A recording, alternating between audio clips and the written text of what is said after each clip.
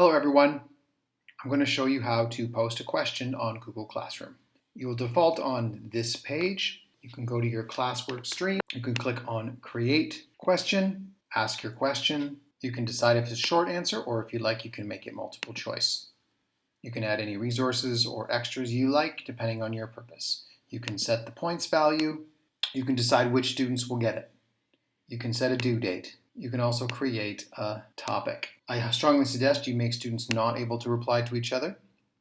And you may not want to have this question to be posted right as you're making it, so you can click the downward arrow and you can choose schedule.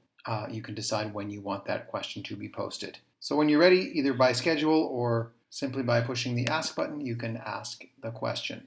What will students see? Students will see the question posted like this. They can click on that question and they can type their answer in here. I'll click turn in.